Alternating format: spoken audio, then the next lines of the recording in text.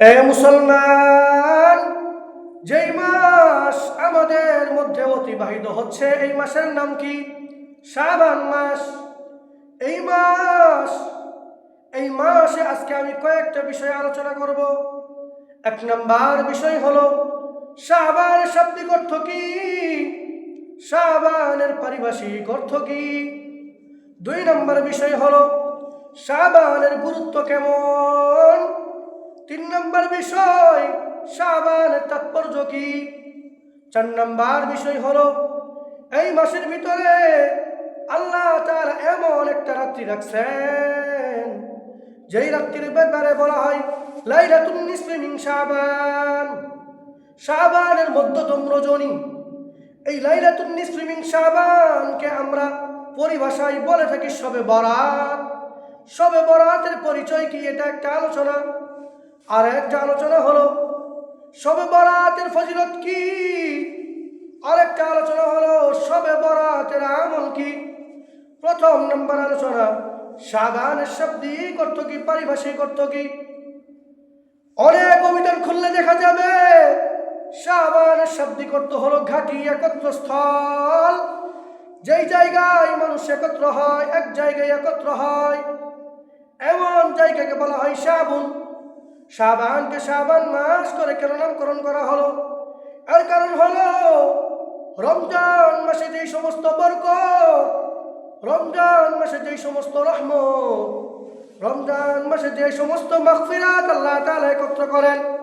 আল্লাহ তাআলা এমন রহমত আর বরকত আর মাগফিরাত আল্লাহ তাআলা শাবান মাসে একত্র করেন। এই জন্য শাবান মাসের নাম হলো শাবান। দুই নাম্বার শাবানের শাব্দিক অর্থ হলো পৃথককরণ। শাবানকে শাবান মাস করে কেন নামকরণ করা হলো?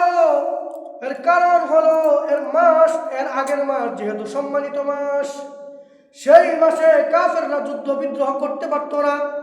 ওই সম্মানিত মাস যখন চলে যাইত তখন কাফেররা যুদ্ধে জড়া পড়তো, যুদ্ধের জন্য পৃথক হয়ে যাইত। এই জন্য শাবান মাসের নাম হলো শাবান। দুই নাম্বার বিষয় শাবানের গুরুত্ব আছে না নাই? শাবানের গুরুত্ব কেমন জানো? শাবানের গুরুত্ব কেমন?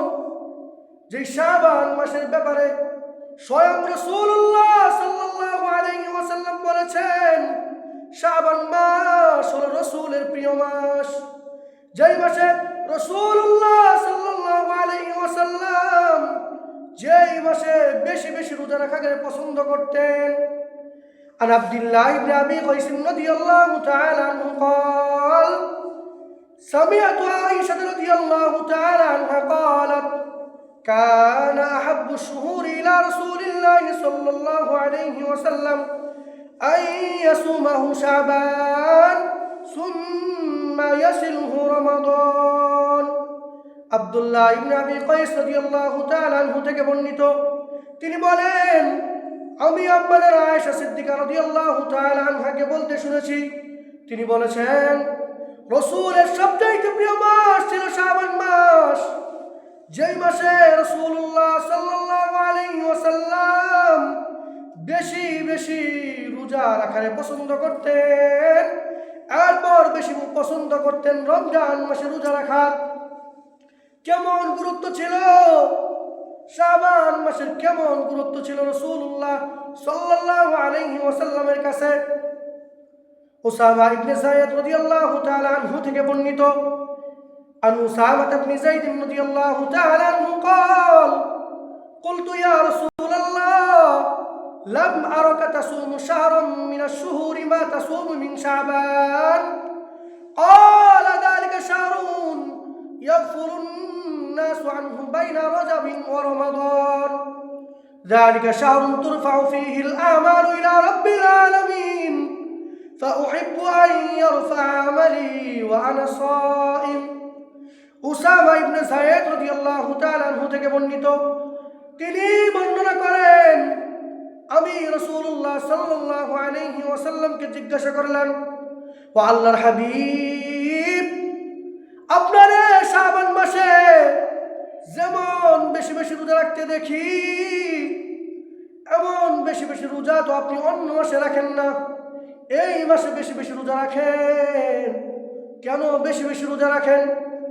রাসূলুল্লাহ সাল্লাল্লাহু আলাইহি ওয়াসাল্লাম প্রশ্নের জবাবে বলেন, এটা এমন একটা মাস যেই মাসে দুনিয়ার সমস্ত মানুষ গাফেল হয়ে থাকে, উদাসীন হয়ে থাকে। সমস্ত মানুষ রজব আর রমজান মাসের মধ্যবর্তী যেই মাস অর্থাৎ শাবান মাসে বেশি উদাসীন। এই জন্য আমি এই মাসে বেশি বেশি রোজা রাখারে পছন্দ করি। মুহতারাম হাজিরিন, যেই সময় সমস্ত মানুষ উদাসীন ওই সময় বেশি বেশি রোজা ইবাদত কেন পছন্দ করতেন? দুনিয়াতেই একটু লক্ষ্য করে দেখেন না, দুনিয়াতেই লক্ষ্য করে দেখেন।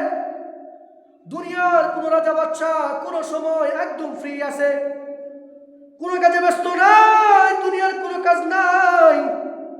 ওই সময় দুনিয়ার কোনো মানুষ গিয়ে যদি তাকে বলে, ও দুনিয়াদার বাচ্চা, আমার এটা লাগবে, আমার ওটা লাগবে, বাচ্চা সঙ্গে সঙ্গে দিয়ে দেয়। কেন? তার মাথায় কোনো চাপ নাই, মাথায় কোনো চিন্তা নাই। এই জন্য বাচ্চার কাছে চাওয়া মাত্র বাচ্চা দিয়ে দেয়, কোনো সমস্যা হয় না, কারণ তার মাথা একদম ফ্রি।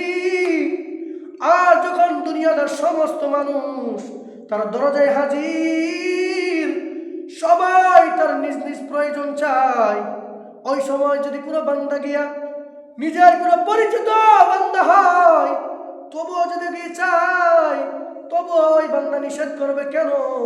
এখন মেজাজ বড় হট, মেজাজ বড় খারাপ, এই জন্য দিতে রাজি হবে না।